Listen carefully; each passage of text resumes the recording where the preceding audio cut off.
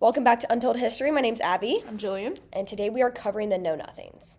The Know Nothings were a U.S. political party that started in the 1850s. The party was also known as the Native American Party due to their Navyist ideology. The group focused on limiting immigration and opposing foreign influence, particularly the Irish. They wanted to maintain the dominance of Protestant values and institutions in the U.S.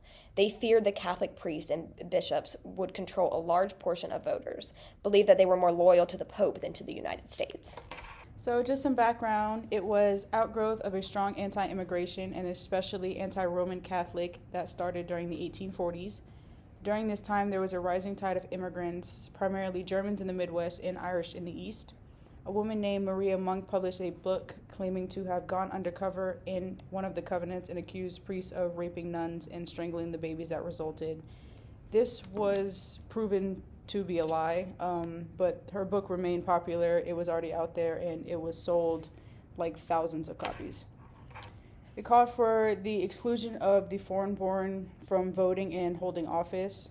The immigrants were seen as a threat to economic and political security of native-born Protestant Americans. They believed immigrants threatened American jobs and culture. In 1849, the Order of the Star-Spangled Banner formed in New York City and eventually spread to nearly every other American city. The Order of the Star-Spangled Banner, also known as OSSB, was a secret society founded in 1849 primarily by Charles B. Allen. Members followed secret rituals, including passwords and coded communications to keep activities hidden. The main objective of the OSSB was to oppose the increasing immigration of Irish and German Catholics to the United States. They believed in a nativist sentiment. Nativist agenda was the OSSB remained to preserve Anglo-Saxon Protestant dominance in America and discourage Catholicism. The Anglo-Saxon Protestant refers to cultural and ethnic groups in the United States. It was often abbreviated as WASP, White Anglo-Saxon Protestant. This group is characterized by its British Protestant ancestry and has historically held significant influence over American society and politics. WASP has played a crucial role in shaping mainstream American cultural, legal systems, and religious practices. Their cultural heritage often includes tradition and values derived from English customs brought to America during colonization. The term can carry derogatory connotations, implying exclusivity and privilege within American society. Sociologists note that WASP often represents a democratic that has historically dominated economic and political spheres in the U.S. The OSSB was involved in political activities, collaborating with other nativist groups, particularly during elections. Since the OSSB was a secret society, it had an oath-bound members and rituals which were common among the 19th century groups. This is the growth of the Know Nothing Party. By 1852, the Know Nothings were achieving phenomenal growth. After they took the name of an official American party, it did very well that year in local and state elections, and with the passage of the Kansas-Nebraska Act in 1854, it got praise from conservatives who did not follow a certain Democratic or Republican party. The Kansas-Nebraska Act of 1854 was a pivotal legislation that allowed settlers in the territories of Kansas and Nebraska to decide for themselves whether or not to allow slavery, effectively repealing the Missouri Compromise. When Congress assembled on December 3, 1855, 43 representatives were avowed members of the Know Nothing Party. The downfall of the Know Nothing Party was at the American Party Convention in Philadelphia the following year. The party split along sectional lines over the pro-slavery platform pushed by Southern delegates. Party president candidate Millard Fillmore carried just one state, Maryland, in the 1856 election, and congressional strength dropped to 12 representatives. The party fell shortly after in 1856. The anti-slavery Know-Nothings became part of the Republican Party, and by 1859, the American Party's strength was confined to the border states. In 1860, representatives of the Know-Nothing Party came together to form the Constitutional Union Party. This party was a party that avoided secession over slavery and refused to join either the Democrat or Republican Party.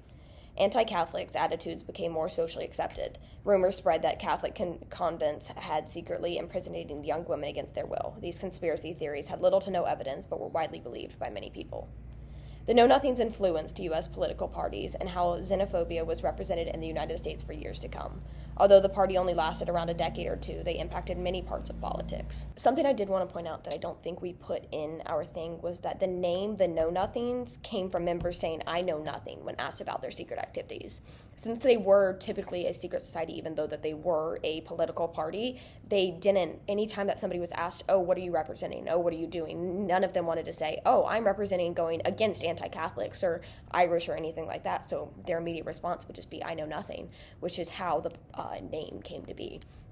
And I think it's very interesting because of the fact that they really tried to represent what they were against and what they were for and everything. But at the same time, whenever asked about it, they knew nothing, and they just tried to keep that hidden, which is very strange when thinking about like how much they tried to influence, but at the same time also tried to keep their views private. And so I think that just represents, honestly, politics, I guess, as a whole, of when people choose a certain side that they represent with their whole heart. They really typically talk about it with close members or stuff like that, but when asked about it, they tend to act like they know nothing, because of the fact that many aren't as proud as of their political or views or anything like that. And so I think that it's a very interesting time for the party, and I think that the party, I mean, even to this day, it's still impacted most of American politics, and how views were represented, and then especially after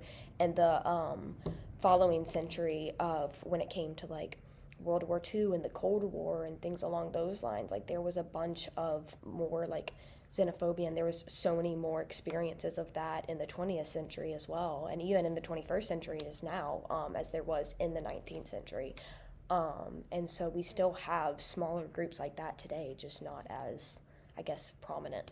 That was so well said. Thank you. Thank you. But yeah, so that is our Know Nothing. Do you have anything else to add? I mean, you were just talking about how they weren't very proud to openly talk about the sides that they had chosen, and if you're not proud enough to say it out loud, then honestly, you shouldn't be in any side. Then you know that you shouldn't be representing it. Yeah. Especially to the extent that they did. So I just think this was not our best move as Americans. But as many things, because there was also other parties as well, like with the OSSB and then the WASP. Like, I'm like, there was multiple parties at the time that were going against this. Like, I remember when me and her were doing our research on this, we kept talking, we were like, oh, is there a good group that was for this? And then you'd see something that was like, okay, the whole, like, anti-slavery thing, you'd like, okay, so, like, they're sort of good. But then you'd read something else where it's like, they basically broke up because part of the group didn't really care if slavery was a thing or not. Like, they weren't against it at all.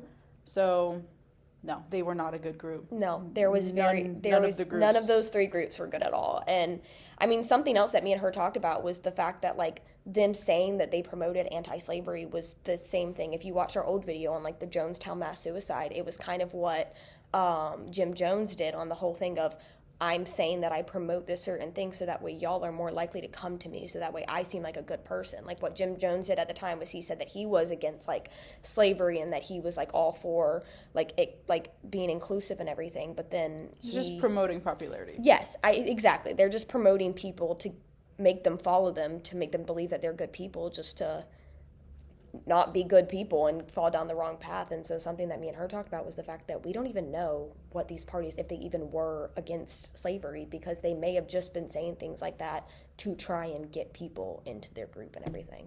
So yeah, but if you don't have anything else to add, that is the Know Nothings.